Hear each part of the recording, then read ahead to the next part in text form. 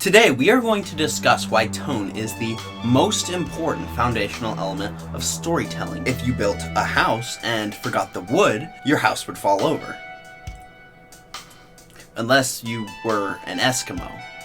But stories are more like houses, not igloos. So, they're houses. They're not igloos.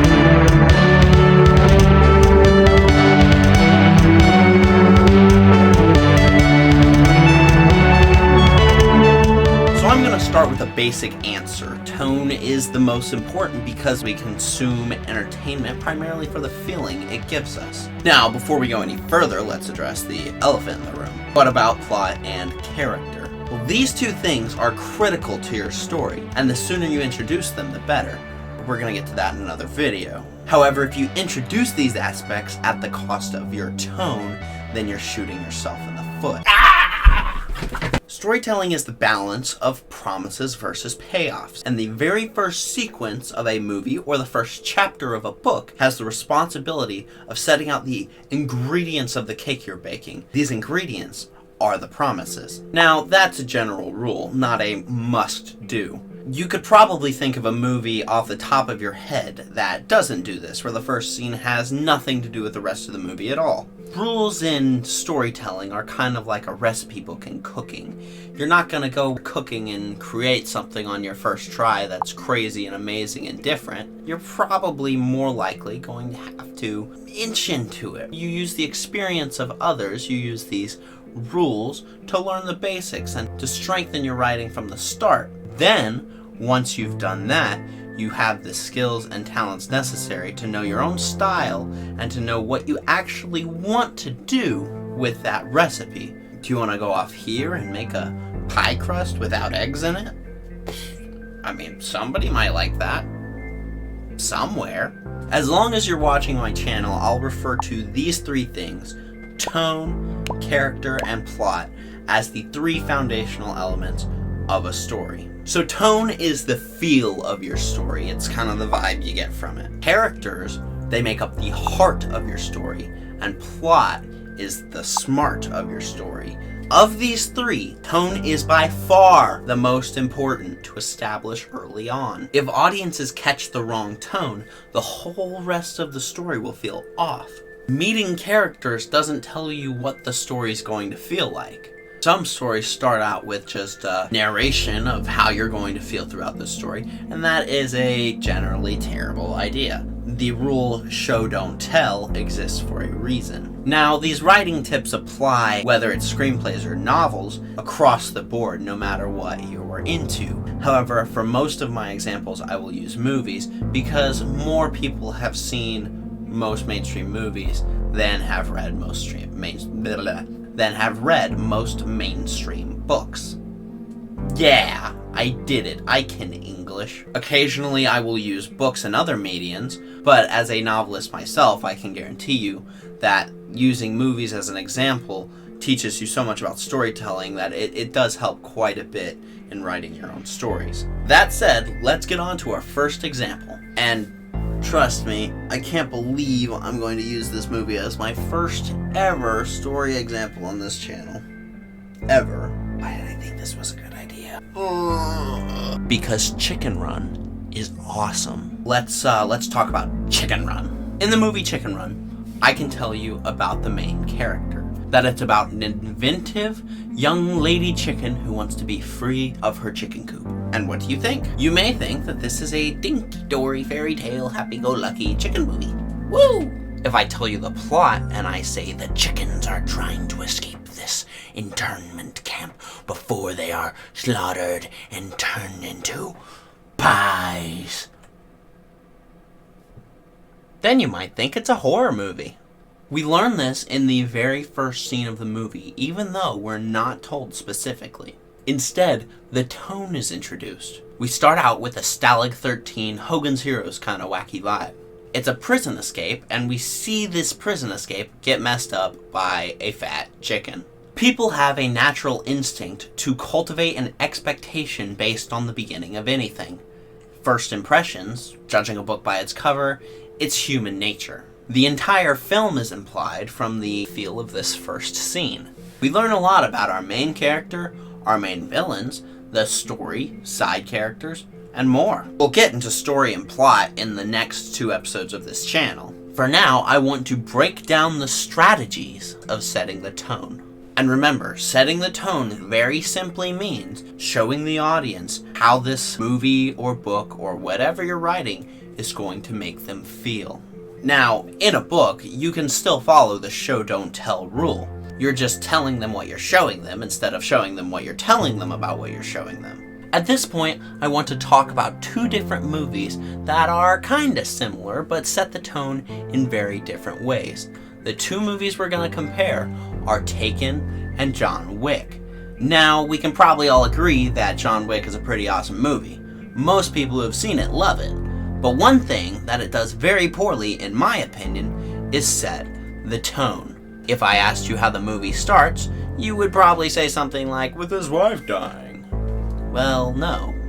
No, it doesn't. They do a weird, out-of-place little forward flash to the end of the movie. Flash, forward, flash. Reverse flash. They show him bruised and bloodied after his final fight. Now, the shot itself is super cool. Him driving up to this building and you expecting him to stop, but he just hits it. It's mildly shocking, and that's because it subverts your expectations in a small but satisfying way. Subverted expectations are just kind of a little juicy juice of a story, but we'll talk about that in another episode as well. So we get it. This guy's all battered and bloodied, and he's not doing great. He lies down and watches a video of a woman. We can tell by the context, his injuries and whatnot, that this video, and by extension this woman, are very important to him, because instead of treating his injuries, he's watching a video. Then we skip to where the movie actually begins, with he and his wife living their lives.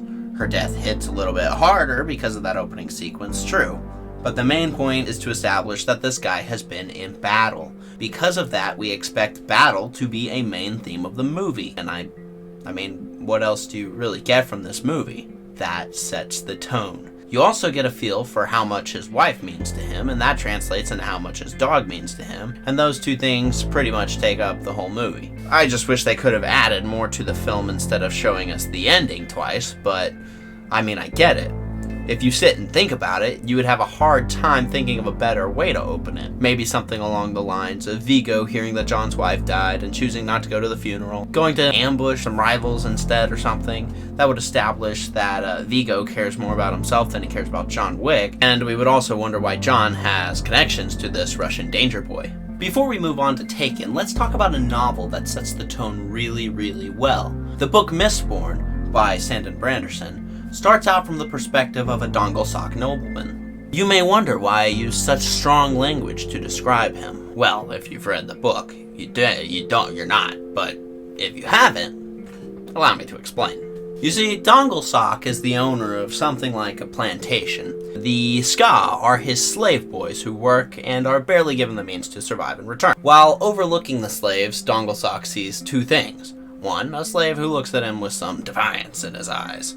He loses track of which slave it was and tells his dozens of guard boys to go and beat the crap out of those slaves in that particular area, just to probably get him a little bit. He also sees one of his young female slaves who he finds particularly attractive because he's a scat nugget, and he has this girl taken from her family that night and brought to him at his mansion. The perspective switches to some of the other slaves, and they bemoan that she is taken away and that there's nothing that they can do about it. It's made clear that he has very ill intentions for her and that she will be executed afterwards. Now, Mr. Defiant Slave hears that they've taken this little girl, and he gets a bit upset by this. So he murders Dongle and all of his guards and saves the girl and burns the house to the ground.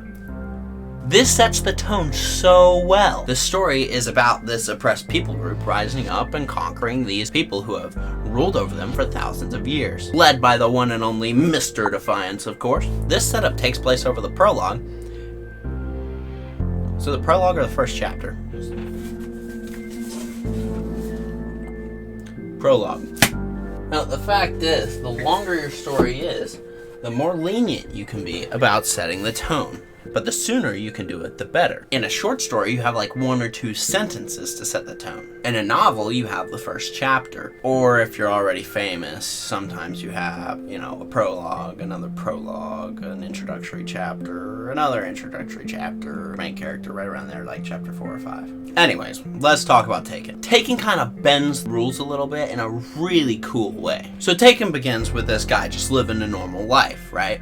And you think that the tone isn't set, but it is. See, they show right away how much he loves his daughter. They show that immediately because that is the emotion that carries the story. Then they show the title of the movie, Taken, right next to her picture. Howya, what's the crack? This is the obvious Irishman, and I just wanted to tell you in case you missed it. That means that the young lass in the photograph is the one who's gonna get taken. Don't let me interrupt, just making sure you caught on. Anyways, Taken lets you know in the first minute that she's going to be kidnapped and that her father loves her. Then before she's kidnapped, the movie establishes that he's a baller. This adjusts the tone in a brilliant way. Now we don't have a sense of dread, we have a sense of he's gonna kill a lot of people, isn't he? Consistency in tone is also very important. Don't make gentle promises at the beginning of a dark movie. Imagine if Taken didn't have the action sequence at the beginning, or the little obvious sign that she would be taken. It would have been totally family friendly. Then you would have been like inviting the kids and the dog to come and watch the movie with you. All as a family all cut up on the couch and boom! Kidnapping scene.